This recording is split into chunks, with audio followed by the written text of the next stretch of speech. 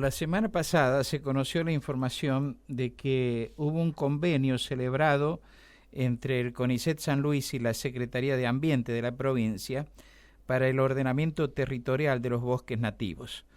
A través de las redes sociales, el investigador de este grupo de estudios ambientales y del Instituto de Matemática Aplicada, el doctor Esteban Jovalli, explicó algunos aspectos que están vinculados con este plan para trabajar en el ordenamiento territorial de los bosques nativos. Esteban Jovalli, buen día, ¿qué tal? ¿Cómo va? Buen día, ¿cómo están? Muy bien, muy bien. Y queríamos conocer a propósito de este trabajo que se va a realizar y del cual has descrito que hay 5 ejes que ya están definidos, ¿no? Para comenzar el trabajo. Lo primero que yo te quiero consultar, Esteban Jovalli, es cuál es la importancia de encarar un estudio como este que van a hacer ustedes. Bueno, en primer lugar yo diría que lo más interesante de una instancia como esta es que la ciencia sirve, se pone a trabajar para resolver problemas del mundo real. Y que nos convoquen para algo así es un honor y es una misión de las más interesantes que tenemos como científicos. Ayudar, en este caso, a tomar decisiones políticas de la mejor manera posible. Creo que ese es el primer aspecto a celebrar de algo así.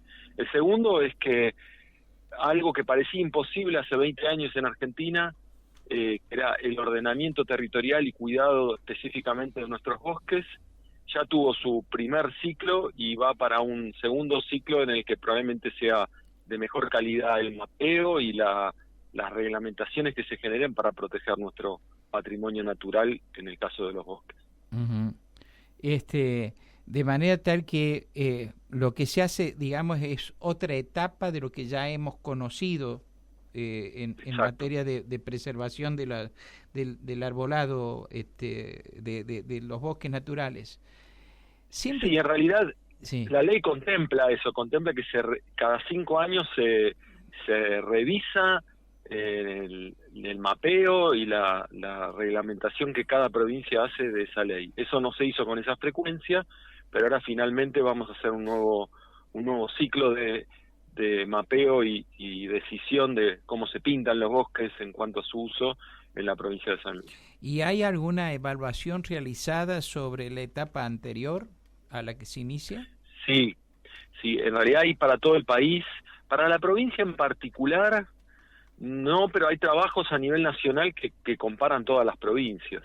Uh-huh. Y hay hallazgos de todo tipo, desde situaciones de bosques que se han protegido o han detenido su grado de deterioro, de desmonte, a la famosa cuestión de echa la ley, echa la trampa, de que apenas salió la reglamentación, sí, se aceleró el desmonte para luego ir frenándose, como respuesta a decir, bueno, yo tengo que desmontar ya antes de que me lo prohíban, y en muchas provincias de Argentina lamentablemente pasó eso.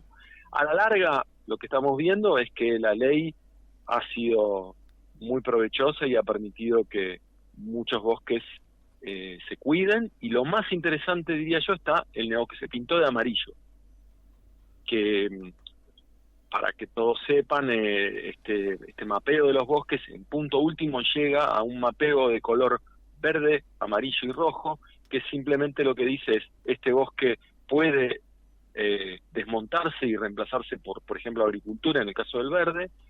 Rojo no se puede tocar, y el amarillo se puede usar, pero respetando su estructura de bosque y con una serie de pautas que cada provincia puede especificar con más detalle. ¿Cómo sería el caso del amarillo? Bueno, por ejemplo, en el amarillo, vos, por ejemplo, podés tener ganadería bajo el bosque, podés hacer un uso parcial de la biomasa del bosque, de la madera del bosque, pero no puede dejar de ser un bosque ese lugar. A mi modo de ver, esto es muy discutido porque siempre la ciencia y la política son un continuo, digamos, y hay muchas opiniones, pero en mi opinión, la única forma de cuidar una gran superficie de bosques en Argentina es aprendiendo a sacar algún valor de ese territorio sin que deje de ser bosque. Que eso lo ha hecho tradicionalmente mucha gente en el bosque en Argentina. En San Luis hemos tenido ganadería por mucho tiempo en bosques, y el el color amarillo es el que es interesante ahí, porque nos dice, bueno, no puede dejar de ser un bosque esto, pero podés tener algún uso mínimo agrícola, podés tener ganadería, podés hacer un uso sustentable de la madera de ese bosque, y creo que a futuro es lo que necesitamos hacer. Después, por supuesto, los rojos también tienen su valor y son áreas de conservación más estrictas, pero es en el amarillo donde en los últimos años se ha generado un debate muy interesante en Argentina de cómo usamos mejor ese tipo de ecosistema. Uh-huh. ¿Y el verde? Y el verde es simplemente decir, bueno, este bosque no lo queremos más, y se siguen pintando bosques de verde, y en el caso particular de San Luis es algo que hay que discutir. Algo que es interesante traer es que lo que vamos a hacer nosotros es crear la mesa de trabajo, digamos, o el tablero sobre el cual después se avanza en un proceso que tiene que ser participativo, de la discusión de cómo se pintan los bosques de la provincia. Y tenemos un caso polémico en San Luis, muchos lo deben conocer, que son los bosques de Caldén, sí, que tienen la mala suerte, entre comillas, digámoslo, de estar asentados en tierras que tienen valor agrícola. sí. Entonces, cuando un bosque está en tierra de valor agrícola y está en problemas porque hay mucho interés de transformar ese bosque en una cobertura que dé mucho más renta. Claro. Y esos bosques, tal vez la excepción interesante es la Cuenca del Morro, donde originalmente estaban pintados de verde y ahora están pintados de rojo. Bueno, hay que discutir cuánto de eso queremos desmontar y cuánto queremos preservar. Entonces, desde nuestro ámbito científico, lo que nosotros hacemos es crear los mapas de la mejor calidad posible, tanto de los bosques como de los criterios que uno usa. Por ejemplo, ¿es tierra de buena aptitud agrícola o no? Para que luego, en un proceso que ojalá sea participativo y efectivo, se termine decidiendo cómo se mapea cada pedazo de bosque. Yo necesito hacerte un par de preguntas que tienen que ver con la vida práctica y cómo se puede llegar a solucionar el problema. Uno es la explotación de los bosques con una finalidad económica, ¿no es cierto? La extracción de madera. Y Sí. la producción de carbón, por ejemplo, que está bien, irá cada vez será menos, pero de todas maneras, en esos rubros, la provincia de San Luis fue muy importante, digamos, como productora, ¿no? De madera y también de carbón, sobre todo. Esto nos hizo bien, nos hizo mal. Estabas mencionando el Caldén recién, yo podría mencionar también cómo Retamo, etcétera. Sí, es una linda pregunta. Tuve la suerte de con una colega, Carla Rueda, que ahora está en Santiago del Estero, estudiamos la producción de carbón en todo lo que se llama el Chaco seco y el Chaco árido, que es el que nos llega a nosotros por el oeste de la sierra y toda la llanura de la provincia al oeste de la sierra, bosque de Quebracho Blanco, Algarrobo. Sí, el carbón fue muy importante en San Luis y diría que es un uso típico de los bosques secos en el mundo en general. ¿Por qué? Porque para hacer carbón necesitas maderas duras y las maderas duras las encontrás en bosques muy secos. Las maderas más blandas no te sirven para hacer carbón. Y si uno va a África, por ejemplo, a zonas de Australia, en África todavía se hace carbón y en Argentina nos queda carbón cuando se da esta combinación muy particular, que es tener todavía superficie de bosque nativo y tener mucha población rural pobre. Si tenés esas dos condiciones, mucha se da la producción población de carbón rural típica. Pobre, exacto, sí, porque es un trabajo muy mal pago, tremendamente sacrificado en la producción de carbón. Históricamente esa producción fue el último recurso, el recurso más básico que tenía la gente rural con muy pocas oportunidades. Entonces, a medida que la población, eso lo vemos a nivel global, ¿no? A medida que las poblaciones rurales o migran o se quedan en el campo pero tienen un mejor ingreso, y el carbón no es la actividad favorita porque es una actividad de baja renta y de mucho sacrificio. Entonces, posiblemente en San Luis el factor clave fue una mejora socioeconómica de la población rural en relación, por ejemplo, a Santiago del Estero, que mantuvo esa producción por más tiempo al día de hoy. Esto es una parte del mundo de la producción de carbón. La otra parte es mucho más industrial y está asociada a los desmontes. A veces cuando se desmonta se quema todo en el campo, que eso es algo terrible. A veces, por lo menos se le saca el provecho de hacer carbón, y en ese caso ya es una producción de escala más grande, más industrializada. De todas maneras, la pregunta que vos me haces es si eso estuvo bueno o malo. Y es ambigua la respuesta. Por un lado, el carbón se puede producir de manera sustentable si uno quiere. Entonces uno elige árboles, vuelve al mismo lugar cada muchos años y se puede hacer una producción sustentable de carbón. Se hizo en Argentina parcialmente. Si uno va a las viejas imágenes satelitales de San Luis, en los 70, cuando todavía se producía carbón, por ejemplo en Quines, por ahí, y se ve un lamparón de bosque que no está, o que está muy degradado en el foco de la producción. Entonces fue muy difícil hacerlo sustentable, generalmente fue bastante destructivo. Ahora, es un uso posible de nuestros bosques, bien hecho. No sé si es el más feliz de todos, pero también la realidad es que si discutíamos en los 70, era el bosque lo destruimos solo produciendo carbón, y la realidad es que si al bosque no se le encontraba una forma de generar valor, el incentivo para reemplazarlo y sacarlo y poner otra cosa era enorme. Entonces, por eso vuelvo a los amarillos. Necesitamos aprender a usar bien el bosque. Cuando lo usemos bien y lo valoremos como sociedad, va a tener mucha más chance de sobrevivir.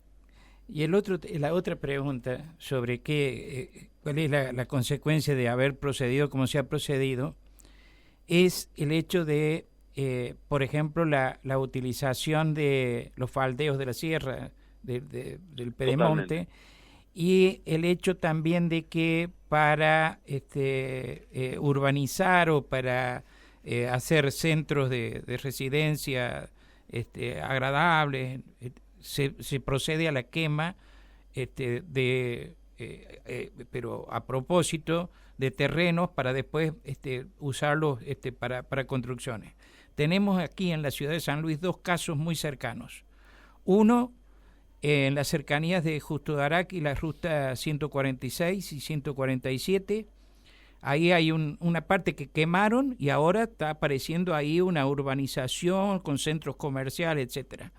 La otra, que fue muy descarada, fue la quema donde han hecho un edificio ahora en las cercanías del estadio Juan Gilberto Funes en La Punta, que eso fue quemado, y según las autoridades de la provincia, quienes yo entrevisté por ese tema, en su momento no le iban a permitir nunca que construyeran, y le iban a exigir que buscara la reconstitución del bosque natural. Mentira, ahí está hecho un edificio que se ve, todavía no lo habita nadie, ahí cerca de la rotonda del Mundial 78, y hay evidentemente terrenos para construir viviendas. Entonces, ¿cómo se hace si se busca, digamos, la preservación de los bosques y nos encontramos con estos avances, digamos, de la voracidad de los inversores? ¿Cómo se hace para frenarlos para que no nos veamos perjudicados? Mira, desde nuestro lado, lo que nosotros podemos hacer es ayudar a mapear los bosques, el valor de los bosques, si son bosques que están en buen estado, en mal estado. Uno también le interesa saber que va a conservar bosques en buen estado o con potencial de estar en muy buen estado, que es importante también, y mapea de alguna manera las presiones. Por ejemplo, la presión del avance urbano es tal vez la número 1 hoy en San Luis. Tuvimos mucho más atención puesta en el avance agrícola, pero creo que de acá para 20 años es lo que se nos viene, y de nuestro lado vamos a mapear hasta el último pedacito de bosque que la provincia tiene hoy. Vamos a valorizar esos bosques en su condición, y vamos a mapear las presiones a las que esos bosques están expuestos. Queda después en la Secretaría de Ambiente y una autoridad de aplicación que se constituye dentro del gobierno la decisión de cómo se pinta. Claro. Si se pintan de rojo, y se tienen que respetar. Ahora, está claro que si uno pinta de rojo todo aquello que está expuesto a presiones muy fuertes, tarde o temprano se le va a armar un problema, porque son sectores de la sociedad que tienen su poder y tienen también sus argumentos, que son el desarrollo, etcétera. Por eso es importante estar preparado a esas presiones, entender dónde van a ser fuertes y pensar bien, bueno, si tenemos que ceder, qué es lo que vamos a ceder y cómo vamos a negociar. Y en ese sentido me parece que hay muchos ejemplos horribles en Argentina y algunos virtuosos, donde se dice, ok, se va a urbanizar, pero a cambio vamos a pedir que se deje una reserva, por ejemplo. O se va a avanzar sobre el bosque que está pintado en amarillo, pero estas son las prácticas que permitimos y estas no. Y buscamos que se genere una ganadería que dé dinero y permita que el bosque exista. Ojalá esto nos sirva en San Luis para, primero, tener mucho mejor mapeo de lo que tenemos. Segundo, iniciar un proceso verdaderamente participativo para que tengamos, por el nuevo ciclo de 5 años, un mapa de la provincia en el que vamos a estar de acuerdo y en el que vamos a negociar con inteligencia y justicia qué hacemos con nuestros bosques. Y la última pregunta a propósito, y te libero y te agradezco mucho el tiempo que me has dedicado. Vi que entre uno de los ejes o de los objetivos del plan dice, mapeo de territorios proveedores de agua en las sierras centrales y comechingones, analizando amenazas y vigilando oferta y demanda hídrica. Sí. Este punto me parece a mí re importante, bueno, porque es la provisión de agua a localidades y a poblaciones que la están careciendo de agua, Potrero Funes. En la zona de Comechingones, varios de las poblaciones turísticas cercanas a Merlo mismo, con problemas de agua. ¿Cómo es este tema? ¿Cómo es esta? Bueno, esto es una propuesta que le hicimos a la Secretaría desde el GEA, que va más allá de los bosques, en realidad, que va a todo el territorio de la provincia. Ahora lo vamos a hacer un zoom en los bosques, pero la idea es que nuestro producto, nuestro mapeo, involucre la totalidad de la provincia, y básicamente es esto, no todo el territorio de la provincia genera la misma cantidad de agua.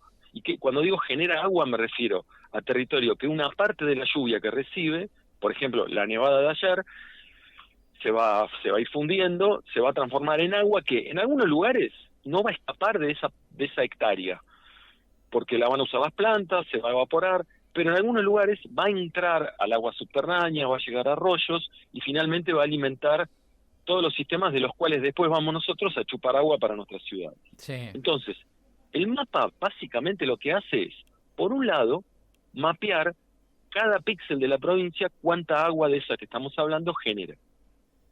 Por el otro lado, lo que hace es el ejercicio de agarrar cada ciudad de la provincia o pueblo y decir, bueno, acá hay 20.000 personas.